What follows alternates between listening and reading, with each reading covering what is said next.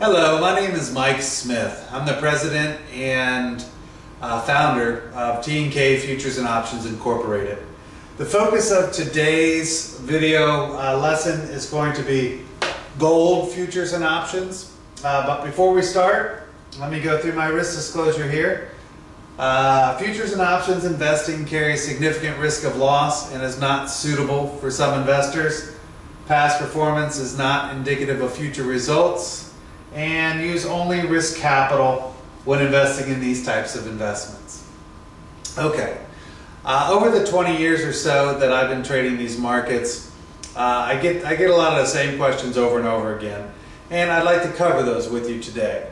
The first one that I typically get is, how does a futures market work? And margin. How does margin in a futures market work? Okay, well, I'm going to explain that first. I'm going to show you how we're going to go long one December gold contract. Okay, first of all, the margins. The exchanges set the margins, and those margins are in flux. They change depending on the market conditions.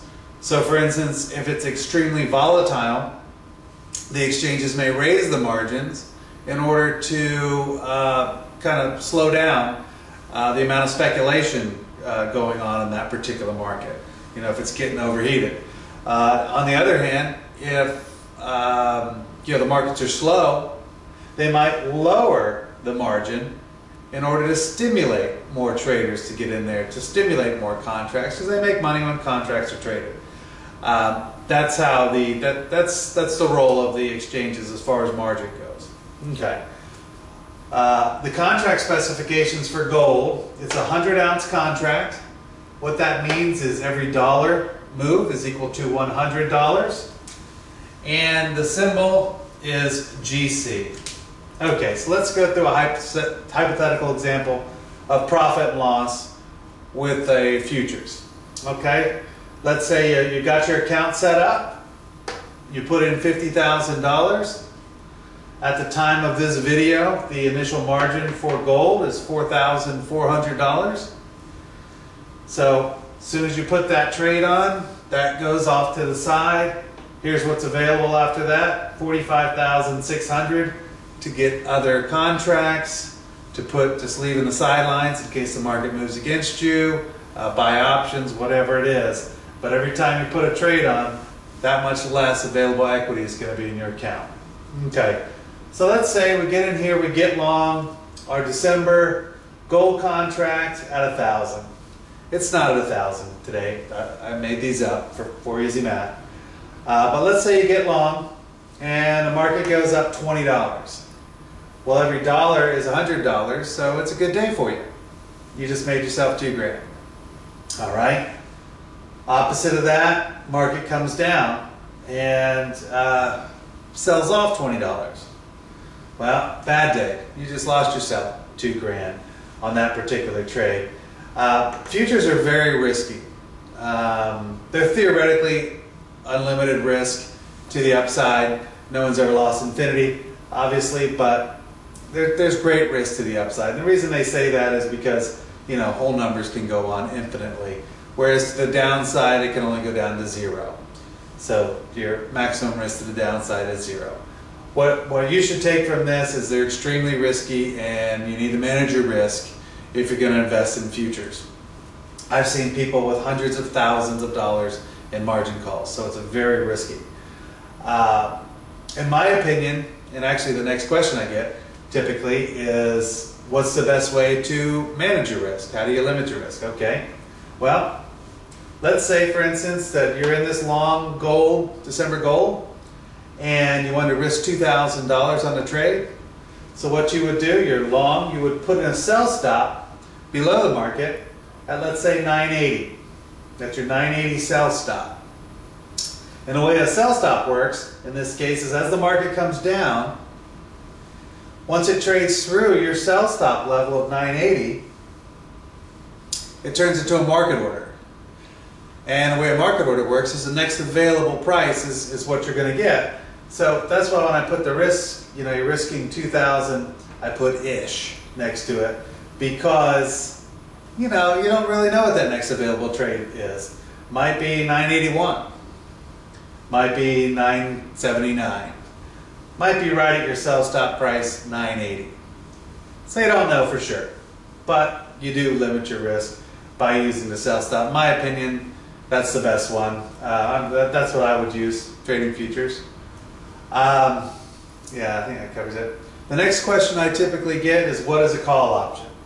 So the options markets, a call gives the purchaser the right but not the obligation to buy the underlying futures contract, which is in this case gold, for a specific period of time. It's December, at a specific price. In this case, I made up these two. It's 1,020 is going to be your strike price for that. And putting this all the way out, let's say that you wanted to buy this right here. Here's your call. It's out of the money. In the money is 1,000. It's $20 out of the money. And to buy that call, let's say, costs $10 in premium. Well, $10 we now know in gold is actually $1,000 because it's 10 times 100. So $10,000 to buy the call. Let's talk about profit and loss with that. Okay, you bought this while the futures market is at 1,000. Boom, goes up $20. Good. That's a $2,000 move. The thing is, with options, you don't get the entire move like you would in a futures market. That's what this is for, delta factor. The delta factor tells you the amount of change that your option should have given the underlying futures market move. Okay, so I made this up too, but let's say your delta factor on that call option you bought was 30%. Well, the underlying futures moved 2,000, 30% of that is 600. So your option accrued in this hypothetical example by approximately $600. It's confusing. That's why options are a lot less cut and dried than the futures side of it, because you have to factor in theta, which is your time decay, vega, which is the implied volatility, the volatility premium of the option, how much is added or subtracted from that. So yeah, it can be a little bit confusing. But let's go ahead to the next question, which is a put. What is a put? A put is the opposite of a call. It's the right but not the obligation to sell the underlying futures contract. I put it in here a little cheaper, even though they're equidistant away from the actual futures market, because quite often you'll find that puts are a little bit less expensive because there's a little bit less demand, oftentimes, not always, but it seems to me like people understand very well buying low and selling high, but they really it's kind of hard to get your mind around selling high and buying back for a cheaper price and making the difference there as well. So I think that's probably why these are typically cheaper, is just the demand side of it. The risk on an option, if you buy an option, your extreme worst case scenario, if you let it expire, these have expiration dates. In this particular case, it's going to be the month before. I don't know the exact date right now, but let's say it's the second week of November. So whenever you bought it, even though it's a December contract, it's the month before that it expires. So you're going to have to lock in your profits or cut your losses sometime before the option expires. Your risk in this particular case is limited to whatever you paid for the option plus your commissions and fees. So in these hypothetical examples, here's your $1,000, that's a premium you paid, plus whatever commission and fees. That's your extreme worst case scenario. You can't go negative, no margin calls like in the future side. I think I covered everything I wanted to cover. Okay, if you have any questions, feel free to give me a call. You're probably on the website right now watching this. But anyways, if you're not, it's tkfutures.com. Again, my name is Mike Smith.